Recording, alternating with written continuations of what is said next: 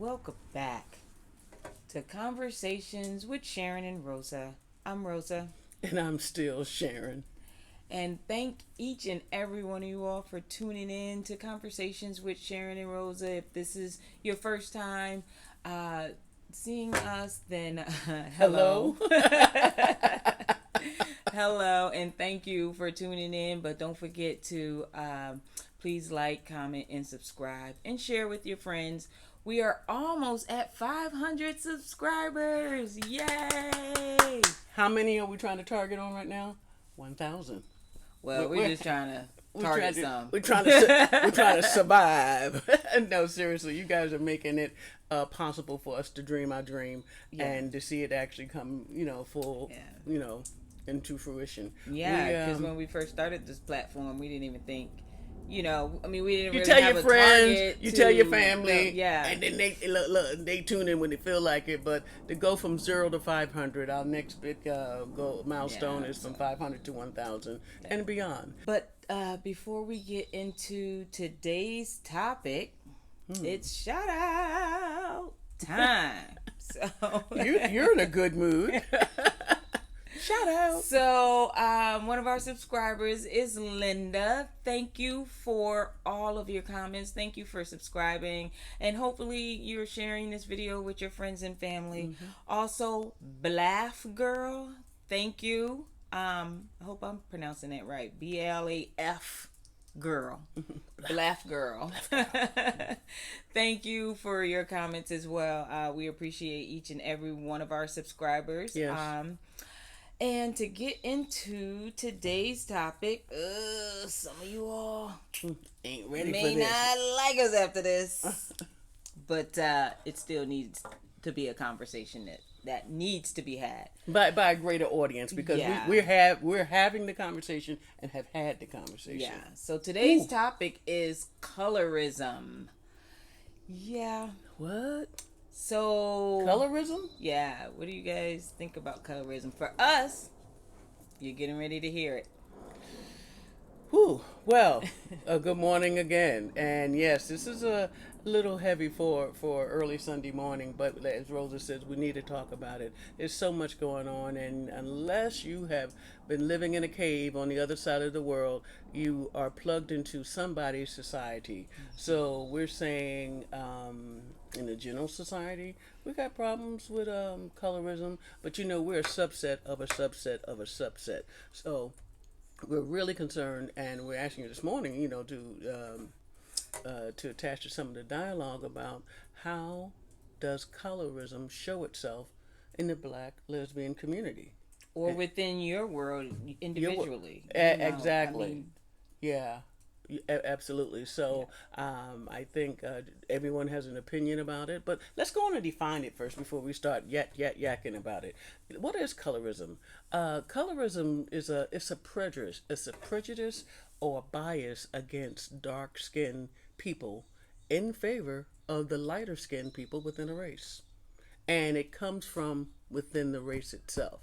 If that makes sense. This is not external. This is how we deal with one another and within our own race, meaning the blacker you are, the more inferior or undesirable you may be, or seen to be, or treated lesser than, as opposed to being in favor of, have a preference for lighter skinned blacks. But can't that be reversed though? Because the darker skin community sometimes, don't like the lighter skin community because of the way they feel about them, throughout the history of, our people. Mm-hmm. So, I think it kind of goes both ways. It can, but the matter of the fact is that it's a prejudice within our own race. Right. That we all need to look at some point in our lives. The earlier, the better.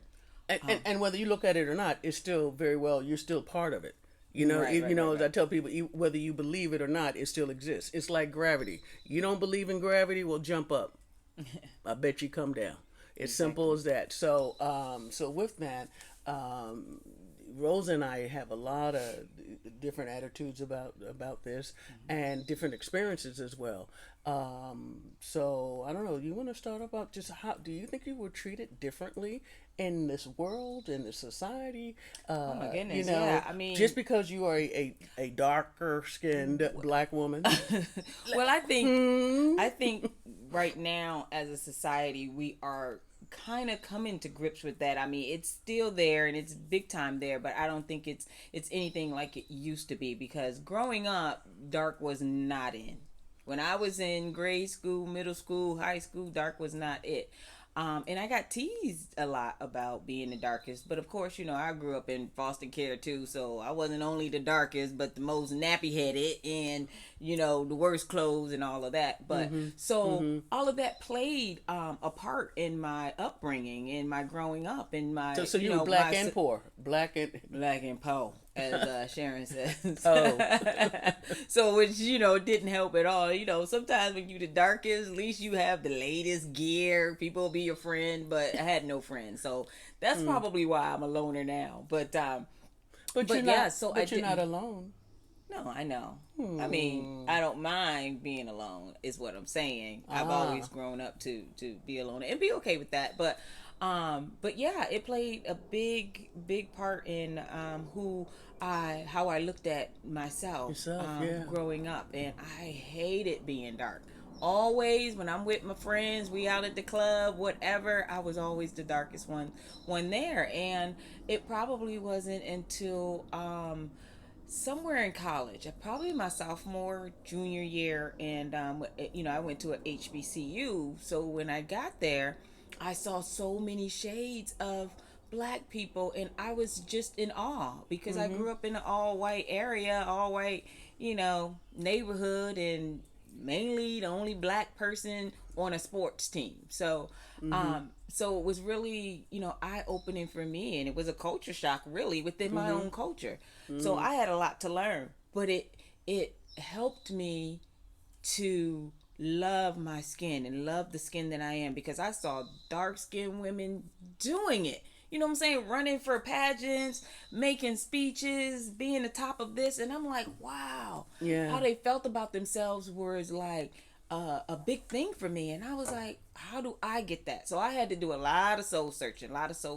And working on it and dealing with it. You know, even if you didn't understand it, you were still experiencing it. Yeah, you know what I mean? And I asked Rosa, you know, like, you know, as we, like I said, we've been married 5 years, but we, you know, this conversation about, you know, hey, when you were 12, what was this happening in your life, and this and that, and, you know, how did she see being, you know, when someone was like, well, you know, you're the darkest one in the photo. Oh, you know, why am I always you just the darkest don't see me in the photo, because no flashes back in the day was optional. You know what I'm saying? If you had a flash, we were good to go. Wow. But yeah, so I think a lot of that, you know, changed for me. You know, when I was younger, people, I know this is cliche-ish, but people always say, you know, you are beautiful for a dark girl. And I took it as a comment, because that was the only time I was getting the word beautiful in the same sentence. So when it was said about you. Exactly. So I was like, what? They find me cute? What? I'm this. And then as I got older, I'm like, what do they mean for dark? Like, I just can't be beautiful, whether I'm light, black, green, It's a orange. backhanded compliment. And so, and I started looking at that different. So those were the things that I started to just pay attention to, how people said stuff and how they viewed me and how I viewed myself, and how, you know, where do I fit in the middle of that. And so I've come to the conclusion, like, this is the only skin I'm in. I'm gorgeous. You working with what you got. Your issue is with my dark complexion is not my problem.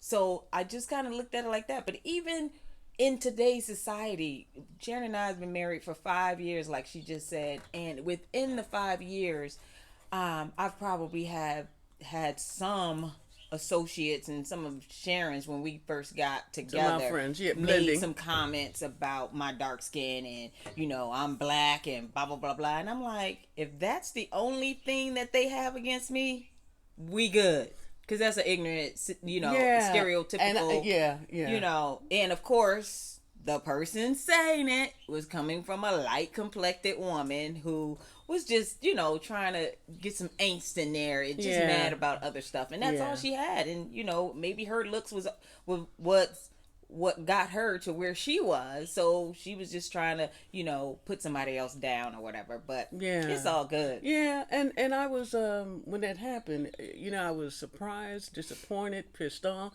and I'm thinking, oh no, not in the year, what was it, that 2017? Like you still cracking and responding to people, because of the shade of their skin, Right. and Well, let me just put it out there. They called me Boot Black. Boot Black, yeah. So, Yeah, look, and this is coming from my own people. I'm like, you got to be kidding. It yeah, was almost like, well, yeah, Sharon done hooked up with this woman. They look like, yeah, they're gonna get married and all of that. But what do you think? Oh yeah, but she sure is dark. I didn't know Sharon was on the midnight train. Yeah. Or whatever, and it took my breath away, and it still does. So, here we are in 2021, and we're dealing with stuff that our grandmothers had to deal with. It the thing, though society has changed in a lot of ways, we still got some residual bullshit with ourselves as a people when it comes down to color.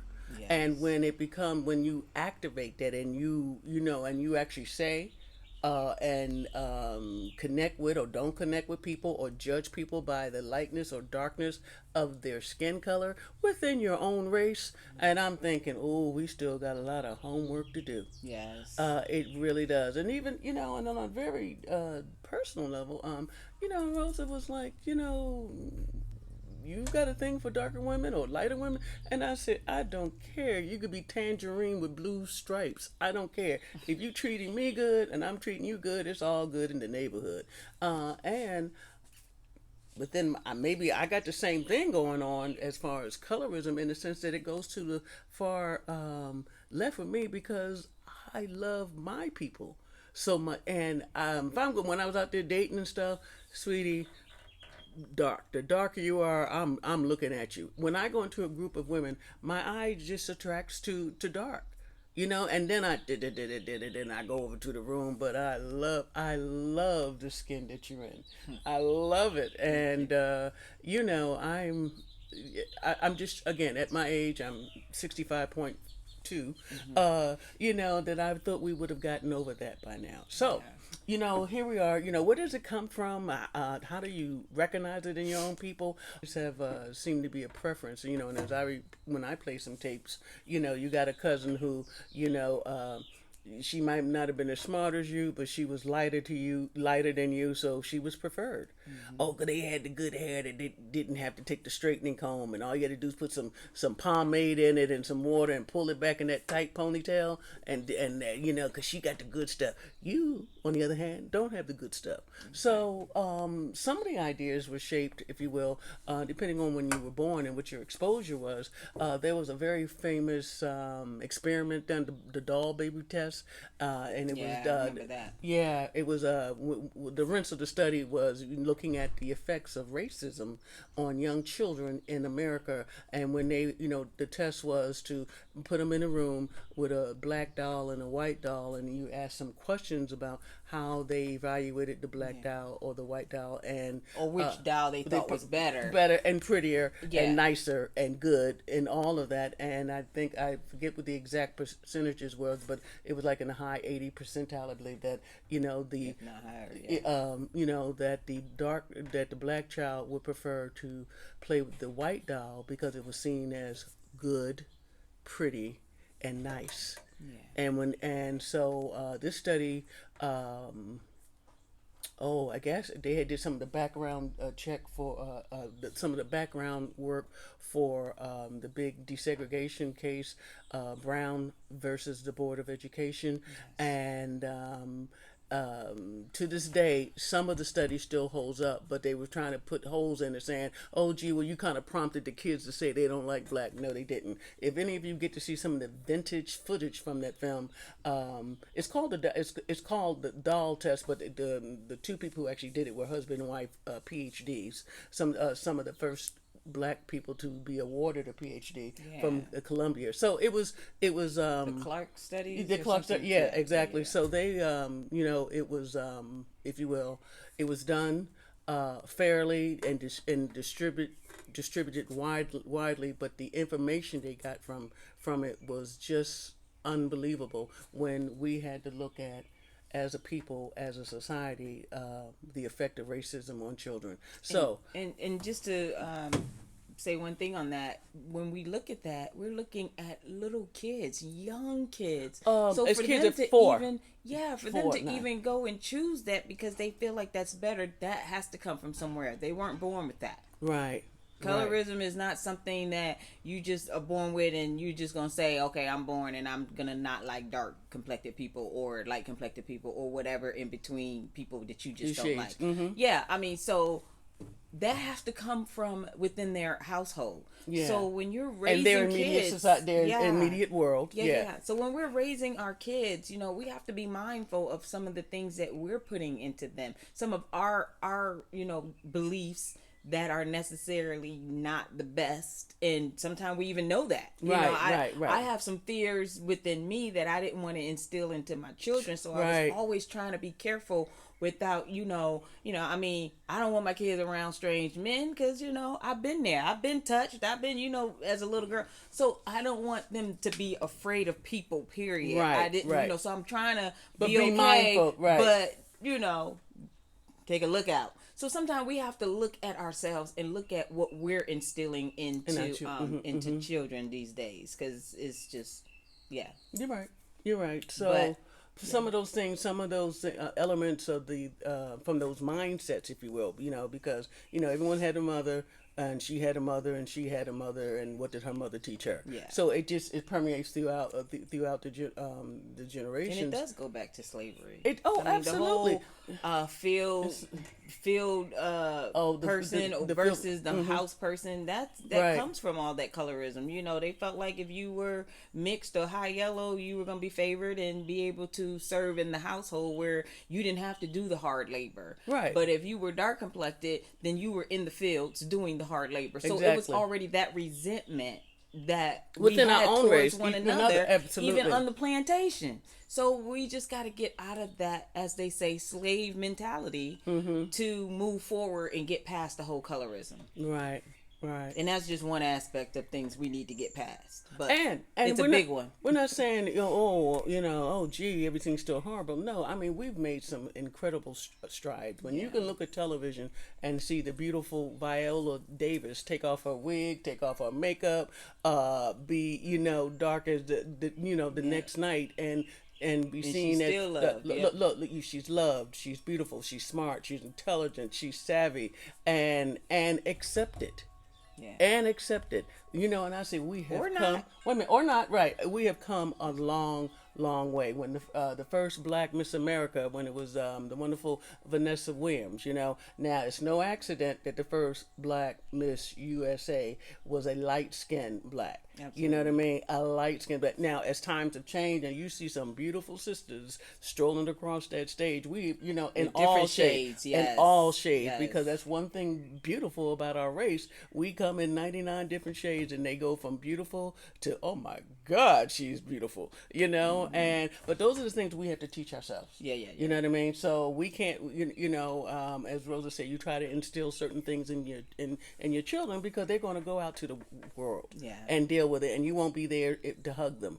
Because we're all on our own individual journeys. So how do we deal with it? And the thing is, we want to bring it, to us, because it's all about us. We're talking about the Black lesbian community. You're out there, everyone's not hooked up and booked up. Everyone's not married. Everyone, a lot of people are by themselves and by choice and enjoying their life and on with their own journeys. But we're asking you, as I'll, going back to lesbian land, have any of you, and I'm sure you have, but how did you guys experience colorism within the Black lesbian community, or have you? Mm-hmm. Because remember, again, we only are a subset of a very large outer dynamic and community, but in our world, do we date by shades of Blackness? I don't necessarily think dating by shades is colorism. I think it's a preference. Colorism comes when you have an issue, and this isn't my opinion. Okay. This is me. It comes when you have an issue with someone of a different shade than you are. You know, so that's when the whole color, like, you know, she thinks she cute because she just walking around here like she, you know, light skin with blue eyes. She thinks she cute. Well, yeah, she probably does think she cute, and you probably think she's cute too. That's why you got an issue with that. Yeah, but it's the attitude that comes with it. Not necessarily, because there's some beautiful light complected girls that dark women hate on because they're just light, and the girl is nice and, you know, have no problems with no one. Right. But then you get, you know, the light skinned girls who do have attitudes and are nasty. But then that also happens on the flip side. You know, I mean, I think dark women are beautiful as well. So, you know, I'm not going to say, oh, she thinks she cute because she's all dark. I'm a dark-skinned woman. And I'm not going to say I think she cute because she light. If I think something's going on with that person and I don't like them, I'm going to say I don't like them because I just don't like her attitude. Right. Or I just don't like what she said to me or what she's done or whatever, how she treated somebody. But I think we as a society have to sometimes look within ourselves too, because we may have a little touch of, you know, that colorism in there. Now, I'm not saying to not date someone of course because of their shade, but I'm saying if you have an issue with someone because of their shade, that's colorism. Right. Okay. And they haven't done anything to you, just for the fact that they look the way that God made them, and they can't change that. Right. And you have a problem with that. If you're going to have a problem with it, have a problem with their attitude, have a problem with their character, have a problem with, you know, what they've done to you and your mama or your neighbor or whomever. Don't have a problem with the fact that they are in a skin that they didn't pick. Right. So we didn't have a choice. Just like in talking in lesbian land. You know, they say, oh, you know, you guys weren't born that way. You all weren't born that way.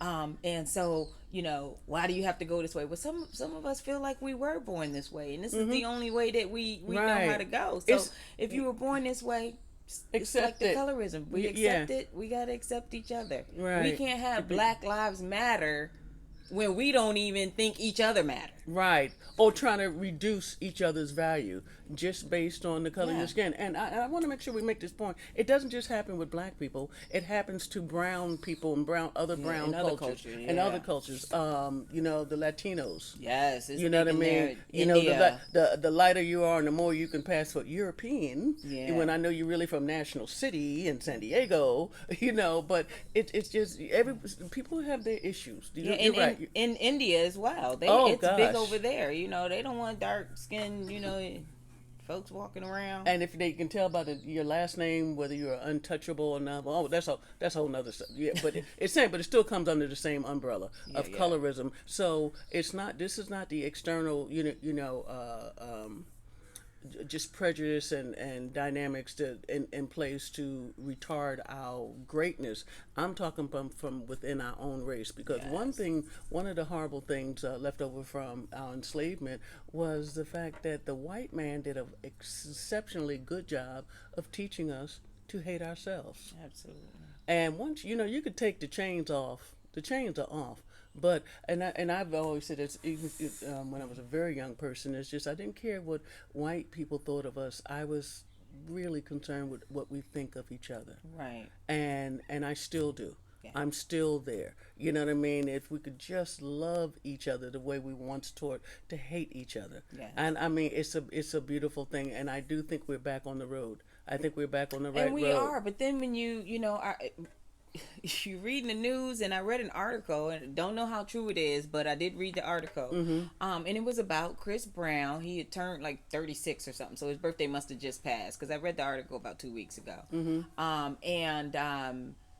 It was saying that he had a birthday party and was throwing all dark-skinned women out of the birthday party. He did. So if you he didn't want any to come in. He was like, he was will, stopping them at the door pretty much. And I'm just like, what? Right. He only wanted light-skinned women at his party. Here we go again. No. Here we still are. Yes, but it's like every time you take 2 steps forward in making progress, then here comes somebody to put us a step back, or maybe even 3 steps back. And it's like, when are we going to get out of that? Now, I don't know how true the story was. Right, we weren't there. Yeah.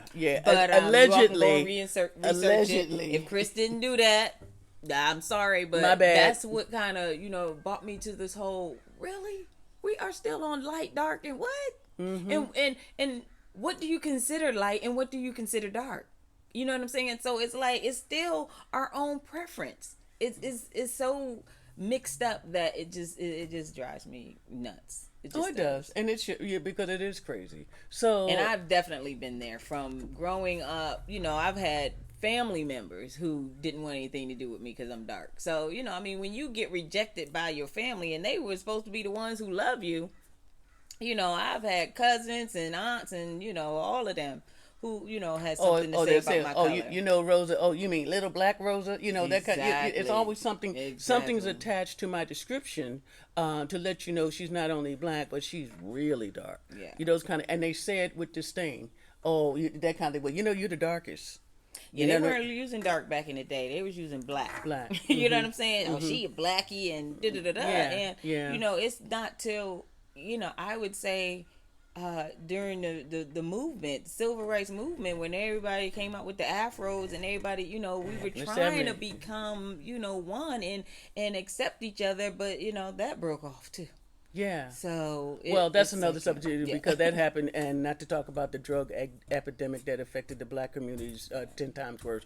We're not okay. This is just too big of an elephant to eat today, so we're going to stay on our little bite-sized pieces, and we want to ask you out there, you know, in lesbian land, and especially for the sisters, have you ever experienced colorism? And you know, what did you do about it? How did it come upon you? In what shape? You know, is it a mist that comes under the door at 5 a.m, and you know, and you get up and someone's got the only thing they could say to you, "Good morning, you're awfully dark." You know, who hired the dark one? You know, and so. So what has been your experience growing up, though? Whew. Like you grew up in such a different era from me that. Well, you know, how different was my era? I'm just saying, like 20 years difference is, you know, a different only era. 17, but you're absolutely right. So my era was, remember, you know, I was born in 1955, you know, which is really credited for, you know, the start of the civil rights movement. I was born at the right time. So in the sense of just to see so much history, so much positive history being made in my lifetime since I've been born. But, you know, from the back of the bus to driving the bus to owning the bus to, you know, we out in space now and everything, you know, so it was a wonderful time. It was in the sense of just the reawakening of self-love. You know, so remember, you know, I'm hearing Martin Luther King and I'm hearing Muhammad Ali and Malcolm X and people are speaking and about the, you know, love of self, which is the greatest love of all. Right. So my experience, you know, definitely been gay since day 2. I've been gay since kindergarten. I knew that blacks had a preference for light. It was when whoever was different was spoke of in a different whisper or tone. You know, well, you know, she's doing real good. You know, she's a pretty girl. She light skinned, got them gray eyes, and everybody love her. Well, do they love her because she got green eyes, or do they love her because she can make a good pound cake? No, they love her because she's light. In my own family, and thank you for asking me the question, you know, I did the family tree about now almost 20 years ago, and things have changed so much, how much easier to do now. But in any event, you know, we come from the Pattersons, and the only other significant ethnic group that we could attach ourselves to is Irish. So, and I did find my grandfather's grandfather. So that's 1, 2, 3, 4, 5 generations born. So what happened was the family was, there were black Pattersons and white Pattersons. And I found the branches where we just all turned black and they all stayed white. And when I say we all turned black, shades of black, because I had one of my favorite aunts who's long gone. My Aunt Maggie was, she was a light-skinned black. She was Billie Holiday light. And she could sing, and she was the pretty sister of my star of the family. Star of the family, you know what I mean? And you see pictures of her, and she was a very attractive woman, but she was an attractive light black. And though I thought, you know, all my aunts and cousins, my grandmother had 27 granddaughters, okay? So there was a lot of women in my family, but I thought we were pretty nice looking. But even as a child, I knew that if you were light and nice cooking, you were really pretty. If you were darker, you were like, oh, she's okay to be a dark child. She's okay to be dark. Like somebody, you need somebody's permission to be a different hue and shade. So I knew at a very, and my mother did not buy me no white doll baby. That, I got the little brown one. Take my hand, I'll walk with you. I threw it down the steps, but I'm in therapy. But in any event, so what I'm saying, I knew at a very early age the difference between light skin, dark skin, and shades in between. I knew who. There was a pimp around the corner, and they used to call him, Blackie. Why would you call a black man Blackie? Because he was dark. Okay, but the thing is that we would emphasize so much on color. You know what I mean? Or if you got two cousins with the same name, you call him Bobby. Oh, you mean light skinned Bobby? Oh, you mean black Bobby? And it was always that knife that was ready to cut and separate. Yeah. You know what I mean? He in trouble, but he gonna be okay because the women like him. Why do they like him? Cause he light skinned. Cause he's light skinned. He had no other worth as a human being, but he's light skinned. That means he's valued more than you. And then of course we have the Southern test of colorism when you needed to be lighter than a paper bag. The paper bag test. Everyone don't remember it, bag, but but especially from the South, you probably heard of it or saw your grandmother do it. Yeah. And Rosa, we have two children, and our Tyler is just a little fairer skin, and her and Peyton looks just like Rosa. He looks like her little mini me. So obviously, my stepdaughter is fair skin, my stepson is darker.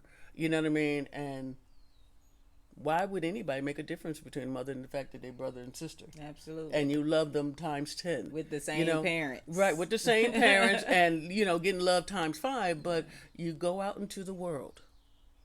And I was always so afraid of this for Tyler because, she's at a predominantly white school and blah, blah, blah, blah, blah, blah. And she is, one could say, a fair skin.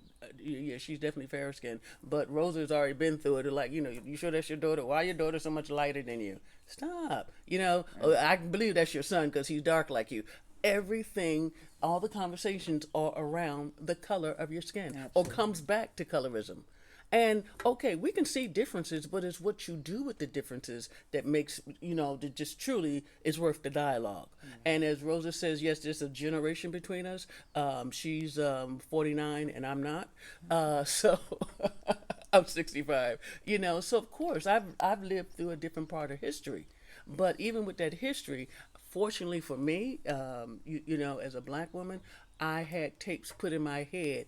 Is like, but you okay, baby? You okay? And everyone doesn't get the okay.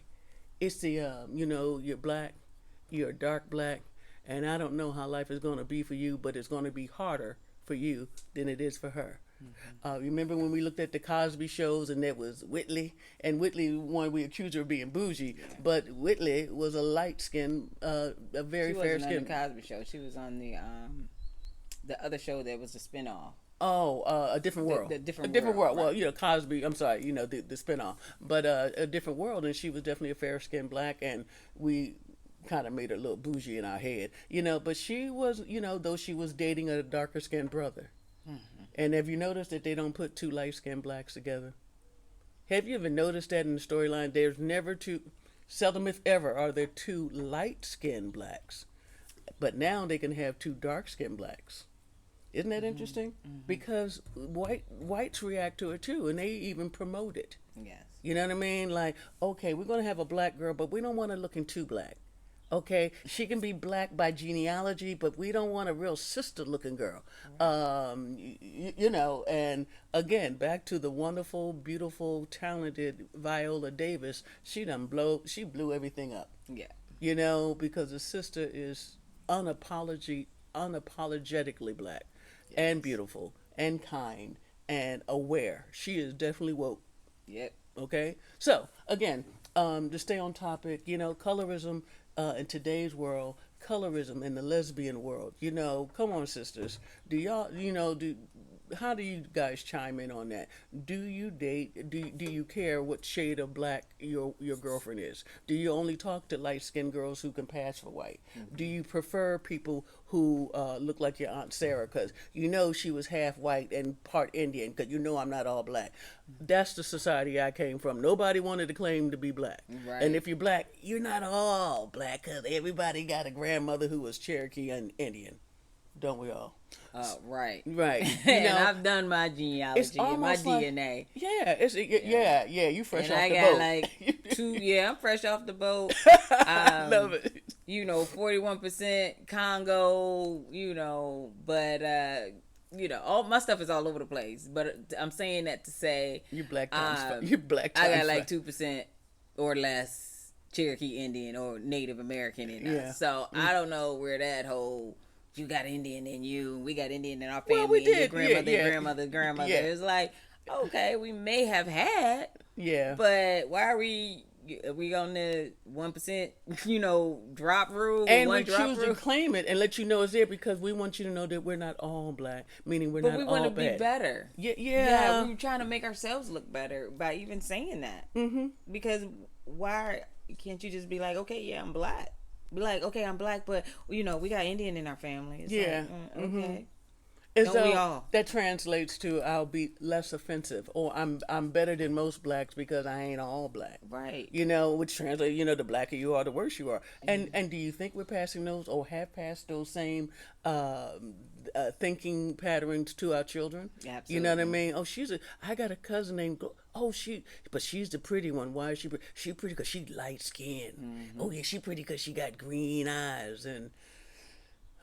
And I never wanted to make that distinction, even with my children, or saying something that the color of their skin would be a part of the conversation, because I wanted them to know that they're great, regardless of whatever color you are. It doesn't have anything to do with light versus dark. It just, I want you to be great regardless. Yeah, yeah. And and be the best in society that society has to offer. You give them what you got and show the world what you have. So sometimes easier said than done. No.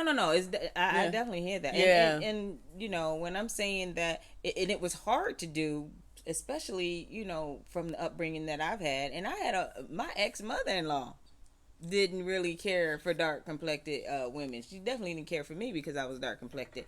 And my children's father before me had dated everybody but dark complected women before he had met me. All of his girlfriends, when we were looking at, I look at his college pictures and pictures before that, they were white women or very light women that almost can pass for white. And that says something. And I don't know if he was dating them for his mother, because when we got together, that's when I found out that she had an issue with dark complected women.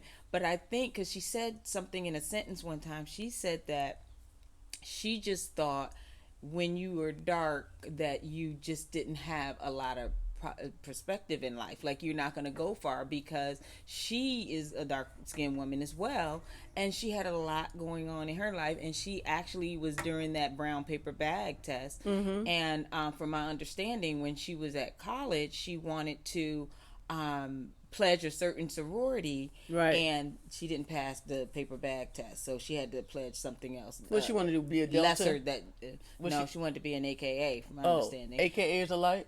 Yeah, and and she went to college in the 50s, so this is during that time where you were darker, you weren't considered as smart, and she was a very smart woman. Went to college at 16, brilliant. I believe. Yeah, brilliant. And she's but still people with us. can't get past that you're a smart woman. You have to be something else, greater, better, and greater, or whatever. So, I get it, and I understood where it came from. With her, she did not like who I was. It was just the whole skin color, and she didn't want that in her family. Like, okay, because both of her children were very fair skinned, and and she was okay with that. Exactly. I mean, it wasn't Yeah. I'm sure it wasn't by coincidence that their dad was very who he fair. was. Yeah. So I'm just saying we have to get that out of our head. And then so when my daughter was born, I was like, I know she is jumping for joy. I knew that my ex mother-in-law would have been jumping for joy that she didn't have this dark skinned Grandchild. And it's different when it's on a boy too. You know, people want dark skinned, tall, handsome, And some black men. Black men. Right. So it's a little different. But when that comes to being on a woman, it's a whole nother. It's like we go through a different litmus test. You know what I mean? So again, I just want to get past it. Does it? Because we don't get to escape it because we're raised in a society that's there. So I say, well, why do you think this has anything to do with black lesbians? Because it does. There are some black lesbians who only date white women. Nothing wrong with that, but I just want to know, where does it come from? Are you stationed on somewhere on the other side of the Antarctica, and that's the only ones? It's either a mermaid or a white woman, and you had to make that choice. There are no blacks around. I don't know, but and there's nothing wrong with it. I just want to know where it comes from. Yeah. And we get a lot of replies and comments and all. And one woman said she. She said, I dated white women because of the non-availability of black women where she was. Yeah. You see what I'm saying? And I would say I fell into that too. Yeah, I think she's in Canada somewhere. Yeah. So she was just saying how, it wasn't a lot around. Right. So. And as a younger woman, and I just went into the Navy, I was dating white women because it wasn't a lot of sisters around and hanging out, in 1974 and 73. So I started dating white women. No regrets. But I'm just saying, I know where mine came from, and maybe part of it was curiosity, but it sure at no time it wasn't. It was because of I thought they were better. Or anything like that, because the bottom line, we talk about what brings us together and the things that we can relate to. We talk about lard and scrapple and spam with the jelly on top and government cheese, the things that she and I can relate to or knew it was somewhere in our family line. Right. You know what I mean? And why she eats oatmeal every day and why I refuse to eat oatmeal. It reminds me of the time when that's all we had to eat. It's and I know it's good for you and all that, but I'm just saying we got some tapes in our head. So to wrap it up today, and to just leave you with these thoughts, we want to talk about, want to ask you about your experiences with colorism within, lesbian land. Yeah. Have you ever been excluded for being black? Are you the only black lesbian around, but there's 4 others there and they're all not black or definitely lighter than you? Or do you prefer to not date your own people based on the fact that if I got a white woman, I feel like I'm better about it? Yeah. You know what I mean? It's like, oh, you dating Sheila? Ain't she the dark one? Right. Sheila's the dark one. Okay. Exactly. Exactly. So a lot of things, we talk about a lot of things, and this is conversations with with Sharyn and Rosa, and sometimes we can't keep it light because there's some serious stuff going on, and we had to go there today. So of course, until next time, we're wishing you the very best of all good things. Stay safe and stay woke. And happy birthday to my godson who just celebrated his birthday. Hey, Kai. Bye. Thank you.